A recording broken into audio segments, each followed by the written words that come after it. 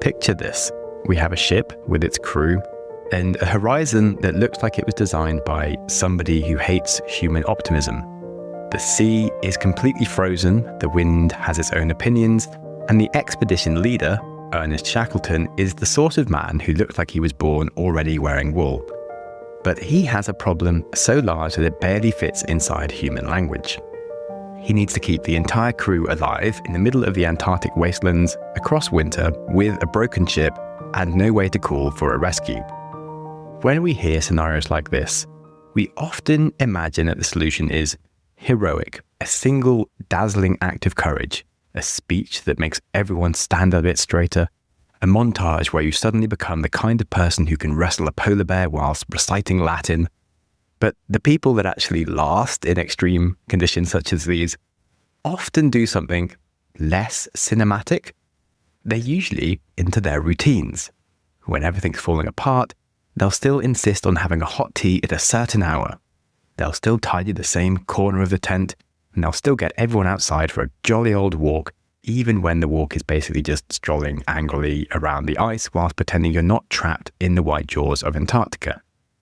Because the first thing that dies in a crisis isn't the body, it is agency. So that is what today's episode is about. How to rebuild agency. Deliberately, methodically, and with a surprisingly small amount of drama. We're going to use a 4-month reinvention plan inspired largely by Cal Newport's Deep Life Stack framework, as there is never a bad time to take control of your life and where it's going. But New Year's is as good a time as any, and it's often on your mind as you review what happened last year and are thinking about who you're going to be, where you're going to go next year. And I think the system to help overhaul your life is honest in its practical terms without being too rosy-eyed, yet it could actually lead to a very different life where you truly get to live more in line with your values and who you want to be. You'll learn how to finish the 4 months, not just a bit improved, but moving towards a life that other people would genuinely remark upon because you have become someone remarkable. Yes, we will make it practical. There will be a timeline. There will be some scripts you can steal. There will be some tiny behavioral levers you can pull. So let's begin where Shackleton began, whether he meant to or not, and that is with structure. Phase 1, discipline. In Cal Newport's reinvention process, he made what he calls the Deep Life Stack, and the bottom of this layer is the foundational layer, and that is discipline. And he recommends that for our 4 months, we spend 2 weeks here. 2 weeks does sound suspiciously short, especially when you've heard that you need 21 days to build a habit, etc., blah, blah, blah. You don't need 21 days to build a habit. You need however long it takes. And to be honest, most self-improvement plans treat discipline like a lifelong war. You will now attempt to become a flawless monk, except you'll just answer emails on time. But we want to approach it a little bit different. It's more like, let's prove that we can steer the vehicle before we start debating where we're going to drive it. In psychology, there's a quiet principle that shows up basically everywhere. People don't rise to the level of their goals, they fall to the level of their systems. And even more annoyingly, when your identity is shaky, your environment will just vote against you. So this phase is not at all about heroics. It's about just reducing friction, building evidence to yourself that you are the kind of person who will do what you say you'll do. So we're going to start with something pretty unsexy. Just step 1, setting up a core place where you can keep track of what you're doing during your reinvention process. Just keeping track of your commitments, your habits, your systems. So the whole overhauling process has a home. And if you're not someone who checks digital tools reliably, then you can use something tactile. You can print your current commitments and put them in a clear plastic sleeve on your desk where you see it daily. You can buy a new notepad, and that can be your notepad for your life overhaul. And doesn't have to be dramatic, but it is the first Shackleton move, not to inspire people, but just to make the plan visible. Because visibility is a form of reality. If a commitment exists only in your head, it has the structural integrity of a soap bubble. Having a core home for your ideas turns intention into an object. So the very first practical take home today is just pick whatever you want to contain your core in. That can be a notebook, a folder, a poster, a digital record on Excel, or a note-taking app. One place that becomes the headquarters for your next 4 months. So we've started easy. Step 2, you're going to choose 3 key little habits. Not huge ones, just some little ones. And daily habits are not trivial, but also not too hard. So things that you don't want to fail the first time life gets a little bit messy. Ideally, you'll divide them across domains. So maybe a small habit for professional life, one for health or fitness, and one just purely personal. And I think this is a good way of doing things psychologically, because a lot of people try to build discipline like they're just stacking plates on top of a unicycle, and they try to change everything in one category, often health, usually at the maximum intensity beginning on Monday. And then the first disruption that arrives, they go traveling, they get ill, or perhaps their child decides bedtime is a philosophical debate. And then the whole thing collapses and they just give up entirely. So if we have 3 small habits across 3 different domains, then that does something else. It stops you from confusing your work with your life, stops you from turning fitness into the moral measure of your worth, and it gives you just 3 separate daily chances to keep a promise. That really matters, because confidence is often just the accumulation of kept promises. So for these habits, you want to have a bit of a filter for them, something non-trivial, so it does take some effort, yet also doable so that you can do it even on a slightly chaotic day. So examples might be, in your professional domain, maybe 45 minutes of focused work before you let yourself check messages. In health, 30 minutes of walking, stretching, maybe going to the gym, whatever, but 30 minutes, it's actually doable. And then on the personal side of things, perhaps 20 pages of reading, or maybe some meditation, journaling, spending some time outdoors in the real world. Who knows, but 3 small commitments that I bet you can actually do if you decide to do them. They don't need to be perfect at all, they just need to be done. For myself, if you're interested, I'm aiming for a focused writing session before I check my email, which I do say that I'll do, and I keep on not doing, so I'm going to do it this year. I exercise every day anyway, so instead I'm going to spend more time reading real books as an activity, along with keeping my meditation practice consistent that I have started back recently since my Vipassana last month, and I am keen to actually try and keep it going for once in my life. You can decide what you want to do yourself. Now, the final bit of this phase is, why is it only 2 weeks? Well, we don't really need to build a shrine to discipline, you just want to build a floor. 2 weeks is long enough to establish the fact that you are someone who follows a plan, an identity, and it's short enough that you don't start bargaining with yourself and being like, maybe my true value is spontaneity and my spirit animal is procrastination. Because really we just want to keep things moving, get some habits locked in, and before things get boring, we can move on to the next phases. So by the end of these 2 weeks, you have a core that you check daily and 3 small habits that you can actually keep, and you're ready to move upward in the human existential pyramid. And we're ready to talk about phase 2, values. Here, we're going to spend about 4 weeks. This is the layer where you stop asking, what do I feel like doing? And start asking, what kind of life is this meant to be? If we think of discipline as learning to steer our life, values is choosing the direction. And this is a part where a lot of modern people get a bit awkward and lost. We can build our spreadsheets, optimize our workflows, track protein intake to the gram. But the moment someone says moral intuition, we suddenly feel like hiding behind a houseplant, which is why this approach, I think, is refreshingly practical and why I actually use it myself. So the first step in our values phase is to reconnect with our moral intuition. A good idea you can try is to return to something that you have read or watched that once spoke to you at a much deeper level, something that helped you feel what matters in the world. Regardless of your circumstances or accomplishments, it just resonated with you. That could be rereading a Viktor Frankl-style book that previously grounded you, or rewatching a film or a documentary that just hits deeper in the register of who you want to be. For me, I often reread the book Siddhartha every Christmas. There's something just recenters me to the fact that life is long and short at the same time, that you can waste it chasing all the things that other people care about and never live on your terms unless you make a choice to walk your own path. That book is really good because it covers the whole life story of someone and tells all these little stories that make you think about these things. And it's not too long, which is handy. And every time I reread it, it gives me new ideas whilst also recentering the old ones that hit hard. So that's what works for me. You can find whatever works for you. The good thing about this is you aren't going to just reinvent your values out of thin air on a Tuesday afternoon. You're going to recreate the conditions where your better self tends to show up. Instead of scrolling on your phone and randomly getting a bit inspired by the next thing, you're actually revisiting the things that really talk to you. And a little piece of good news is the next month, content here on the show will be doing a lot of talking about taking sovereign ownership of your life and interests, ignoring the crowd, being your own unique self. So hopefully I'll have a few ideas to help you here as well. But do go find whatever book, film, anything that really connected with your soul. Step 2 in the values section is to write your first draft of a code for your life, like a personal code, not just what you stand for, but a roadmap for how you navigate good times, hard times in a way that would make you proud. And a code is really powerful because it removes the need for constant re-deciding things. When you don't have a code, your life is like a daily, should I do the hard thing? Should I be patient? Should I be honest? Should I doom scroll, etc.? It's exhausting and it wastes lots of time. A code turns your values into defaults.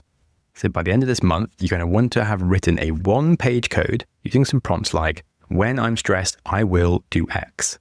When I succeed at something, I will do Y. The people that I admire share all of these traits.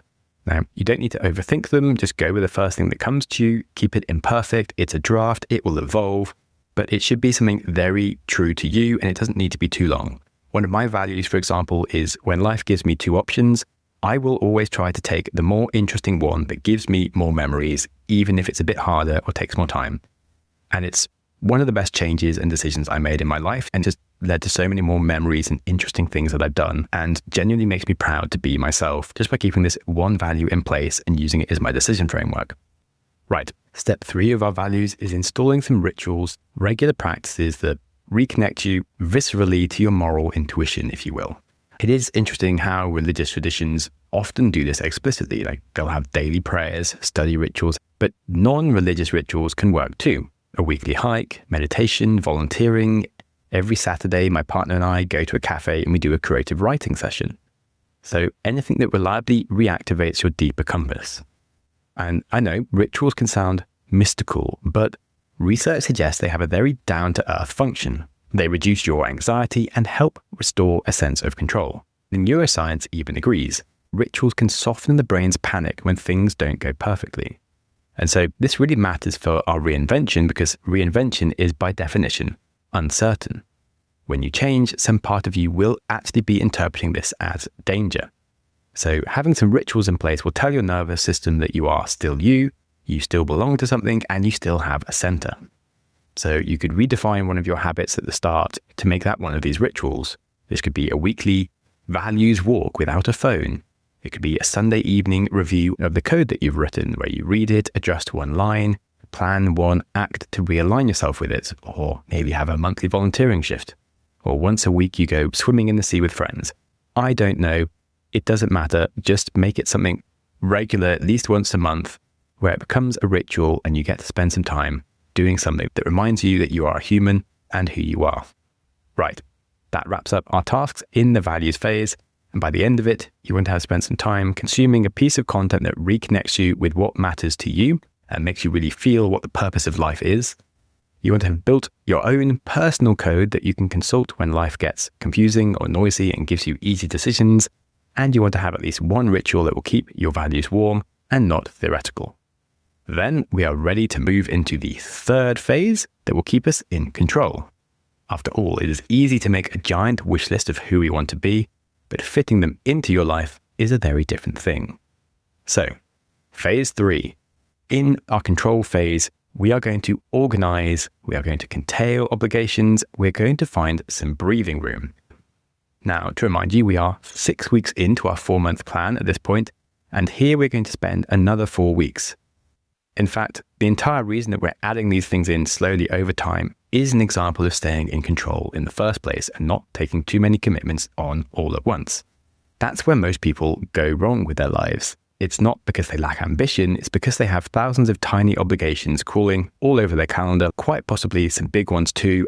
One of the classic problems with New Year's plans is they only work for someone if they miraculously become 5 times more productive and even busier than they were already.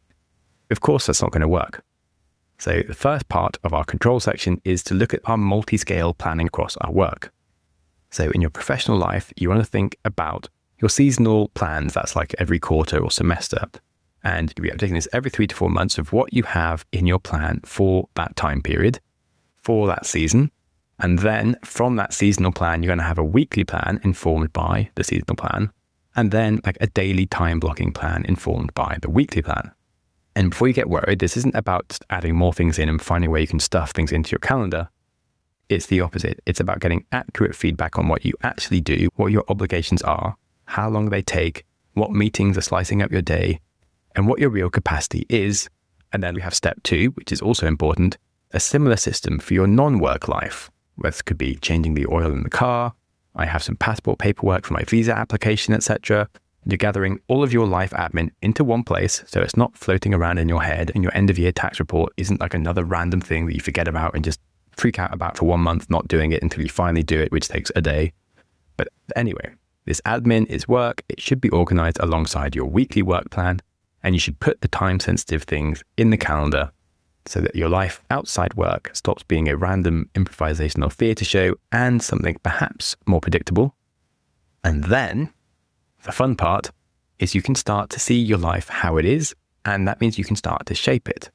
You can find ways to automate some of the recurring tasks and create systems that reduce your cognitive and scheduling overhead, maybe finding some online accounting tool that can deal with half of your tax problems for you. Then we can also try to curtail things and strategically remove obligations that create more problems than they solve. Maybe meeting commitments that fracture your day, which is why I only take meetings on Wednesdays now. Or maybe you have other commitments that quietly consume your weekends. So what we're going to do here is we're going to make a curtail list. Ideally, you want to find at least 3 commitments that you suspect are not worth the time to take out of your life. You're going to make another automation list where you find 3 recurring tasks that you can systematize. And then you're going to run an experiment for a few weeks where you tail one thing, automate one thing, measure results on your emotions and your time. And by the end of this phase, you want to have at least one outcome, which is more breathing room. So for me, last year, I concluded with my partner that we should try having a cleaner. And this turned out was a delight for our emotions. We got our Saturday mornings back. And I have to say, I do enjoy cleaning. Like I always listen to a big history podcast and I just lock in for a few hours, making my house feel pretty. And like, it's actually a nice time for me, but it is an obligation every week that just ate up my weekends. And instead, freeing that time became our Saturday morning creative writing time, or occasionally, once a month, we might go somewhere else for the weekend. And we just didn't have to worry about somehow fitting and cleaning the house when we got back, etc. So it just freed up time for more important things. And it's pretty clear that when you make space, that's where you can start doing new things instead of trying to just do more stuff. So breathing room in your calendar is going to be an essential requirement if you want to spend time in your life doing things that are remarkable for you.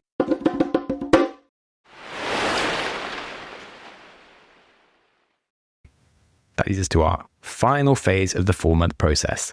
This is getting to our vision. This is creating a more remarkable life. The life you want to be leading that is based on reality, definitely not a life around fluffy rainbows and unicorns where every day is a joyous yoga-filled matcha latte of everything going your way. Nope. A real life where you spend time working on real things that you do want to do, and they're not just some weird ambitions that you want to have done. It's a thing you actually do enjoy doing and will do when you get the time for it. So the idea here is that you'll spend your final 6 weeks left taking aspects of your life and overhauling them to make them remarkable.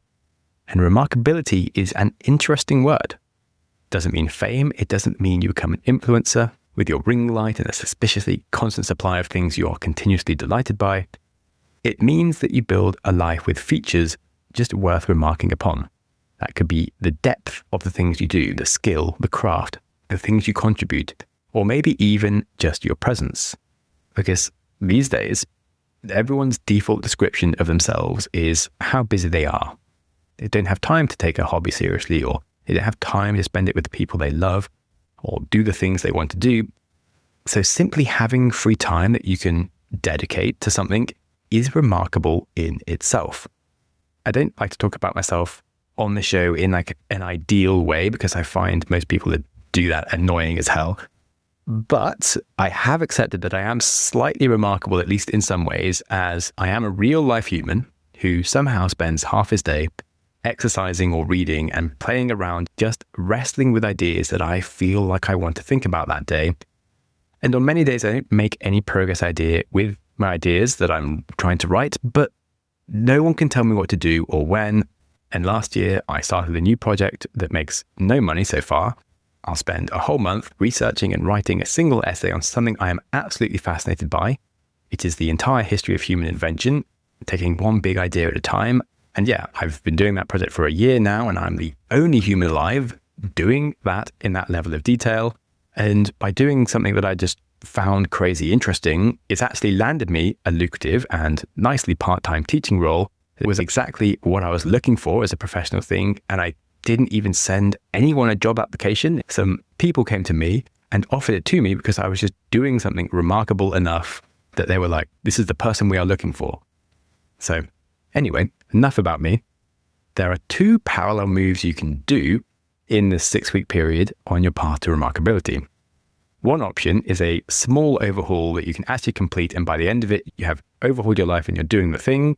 The other option is one very large overhaul, which is something that you begin. And it's the start of a project that might take a year or 2 to completely redefine your career path, but you're starting the process and working out where you're going and setting it in motion.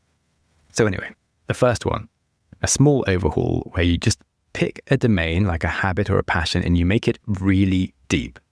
So in Cal Newport's example, he recommends choosing something preferably non-professional, like an area of your life where you can do an overhaul towards just being completely remarkable, and he grounds us in a very concrete set of steps and ongoing systems and habits, because that's what he likes doing. His example for what he did here was he decided to take his film passion overly seriously. He became a remarkable level of a cinephile. He upgraded his home viewing space, he scheduled regular movie watching with his family, friends, or by himself. He'd make a bit of a schedule of movies he was going to watch. He'd read articles ahead of time. Took a course on movie history. He joined a film club. He started making notes on the things that he was watching. So maybe the changes of style by a different movie director. Maybe he'd reflect on actors that made each other better when they worked together. And essentially, he took a little passion and he turned it into a giant geek out session in an area that he enjoyed so that he could enjoy it even more and be like a serious person dedicated to it. Something completely remarkable. Something that you could practice in a deep way instead of having lots of surface interests and obligations. He actually went like, right, if you're going to do something in your life, do it properly. And the principle here is that a remarkable life isn't about necessarily trying harder. It's about choosing fewer things that you do seriously and just with more time for them. So a few examples of different areas that you might try this for. One could be health, where you become the kind of person who really trains. Join a club, hire a coach, enter a race.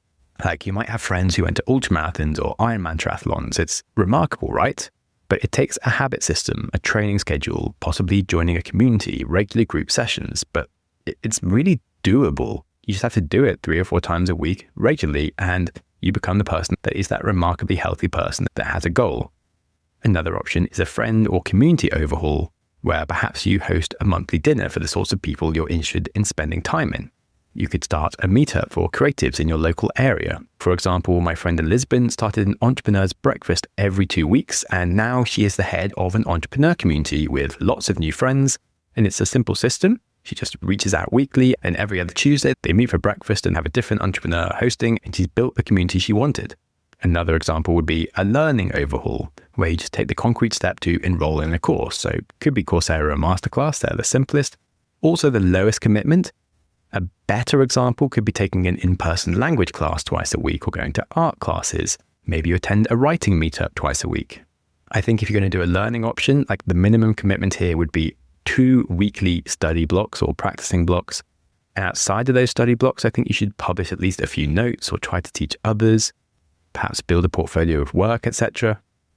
And in all these cases, the important element you're going to recognize here is your output. If you look at the sports enthusiasts, the output of the year is not just their weekly commitments, but the kinds of places they go to, the holidays they take. He attends a marathon in Madeira every year. Like, that's really nice. So my climbing friends, they go to a little island called Calymnus to go climbing once a year. They build some real memories with friends doing things they love. A vision starts to become real when it leaves fingerprints on your life. That is, big blocks in the calendar or purchases like a home cinema or commitments and social ties and projects that get completed. And hopefully as I've spoken about these things, you've thought about one area of your life that you could commit to going that extra mile on and cutting a few things out and realizing that you could become remarkable in one area, and it's actually quite doable. As I said, this is just a small version of your life overhaul, but you'll find by being a dedicated enthusiast in one area, it will change your life because, as I say, how you do one thing is how you do anything. Like even becoming a cinephile, all it takes is like, let's say you watch 2 hours of TV each night, just always watching movies. Even if you have 1 hour a day, you've actually already got that time there already. You just aren't using it with any intention. But as I say, how you do one thing is how you do anything. And if you become more of a craftsman that understands how to be remarkable, whatever other professional thing you want to do, you'll understand how to be more remarkable, how to make sacrifices that are worth taking, that lead to real results. And in fact, becoming remarkable in this one hobby area might give you so much experience in your passion project that it's worth being paid for and becomes your job. Like me getting offered that job to teach systems thinking and innovation that was just like a dream part-time job that I can do online from anywhere in the world. And I'm like, sure.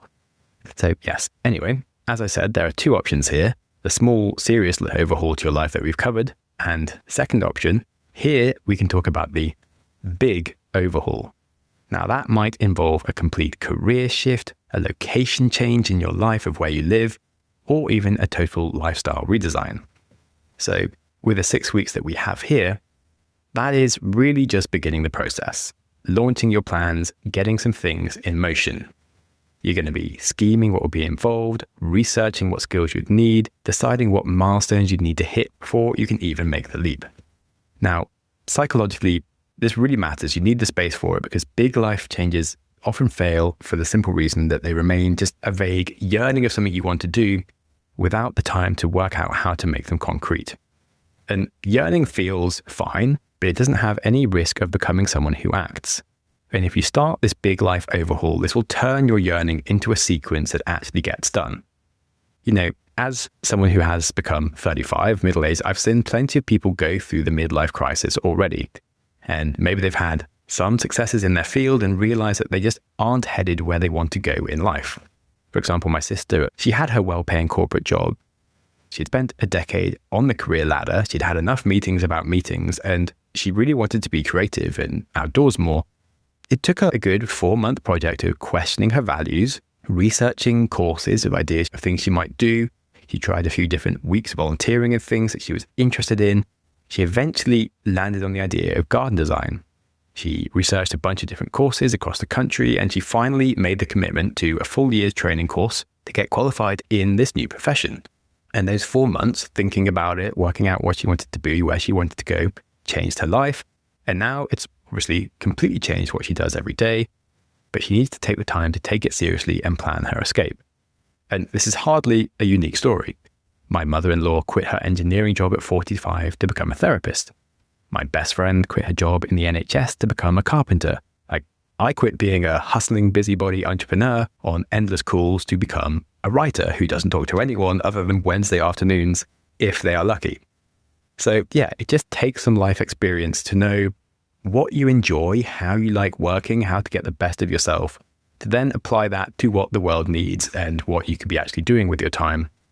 And accepting that whatever you end up doing in life is going to have pros and cons, and one person's version of success and joy is another person's hell. So following the crowd is probably a fail, and you just have to work out what it takes for you. And that is going to be a project of probably 4 months to really work that out and to just get stuff started. So yes, to do this, you need to think about what you want to be doing for the next 5 to 10 years and consider what lifestyle you want in that time frame. You're going to have to research your constraints in terms of money, skills, location, the time it takes to get there. Like for me, it took me 8 years of doing increasing amounts of writing to the point where I felt like I could actually be a full-time writer. Then it took me 4 months at the start of 2025 to get my project going for the new podcast that I've started, for example. Other things I've done, like it took me 3 months to do a mountain guiding course in Nepal to become a qualified climbing and mountain guide. It took my friend 2 years on her carpentry course to get to being paid, and my sister had 1 year on garden design. So whatever you want to do in life going forward, like the variables are going to usually be time and money. And if you do something part-time, it might take longer, but it might cost less, or you'll be able to earn during it, or you can do something full-time if you're willing to take the sacrifice of not being paid for a while. So whatever you want to do, you're going to have to do some research, evaluate where you're at, what options fit for you to get to where you want to go. And all of this is going to take probably at least 6 weeks. And that is totally fine because it's going to totally change your life. So there you go. With these overhaul phases of your 6 weeks, either a small overhaul where you define a concrete upgrade of a project you're going to take super seriously with at least 2 weekly habits that you repeat, and maybe some social reinforcement where you join a club or you get a coach, etc. Or you're going to pick one big life overhaul and you're going to define the lifestyle you want over the next 5 to 10 years. You're going to evaluate your constraints that you have to solve first around money, skills, location, time. And then you're going to decide 2 steps that you complete in the next 30 days in terms of booking a course or qualification, changing your job to something part-time whilst you can pursue this new direction, etc. And either way, at the end of this whole 4-month period, you will be on your way to a completely different life path, or at least on your way to being a remarkable person who has a life with more vigor and depth. So I'll put a worksheet in the notes if you want some journal prompts and an action list to revisit and help you build your workspace and your personal code for this whole project. And I'll just give you a reminder again now of how this 4 months should go. The first 2 weeks is for discipline, where you build your floor with 3 core habits, and you're home for where you review how this whole project is going. The next 4 weeks is where you look into your values. You'll revisit some content that makes you remember why you are alive. You'll choose your direction. You'll decide on some rituals you'll keep practicing that make you feel alive. Then you'll have 4 weeks for control, clearing the clutter, working out how to capture ideas, plan them, automate them, cutting out what you can when you've got a real assessment of what your life looks like. And finally, you'll have 6 weeks for vision and becoming a remarkable person. That could be your small life overhaul to become a bit of a craftsman style person who takes hobbies seriously, or you'll be planning a giant life overhaul. It will just be beginning and you'll be reshaping your entire career and the rest of your life. Easy peasy. Your 4-month life overhaul done in one podcast.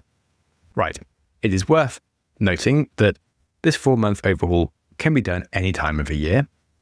New Year's is one time to start it, where we are now. That's why I released it, because it's a time people are often thinking about who they want to be after they reflected on the last year. But there's no reason why you can't do this after summer's ended and start like in September with your life completely overhauled, ready for a new year, for example. It doesn't matter. There's never a bad time to overhaul your life. As I said, this was a structure that was explained by Cal Newport in his Deep Life Stack framework, and he's got a good book around living deeply that I can definitely recommend.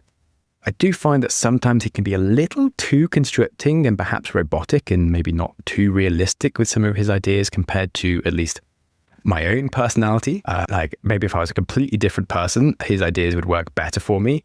But this 4-month overhaul process, I actually did resonate with a lot, as he has so many practices in it that I have been doing my whole life, perhaps in a less codified manner than he had written out. So it was nice to actually make sense of the things that I do and add some structure to them. And I genuinely think everything he talks about works and can be done in a 4-month project exactly as he suggests.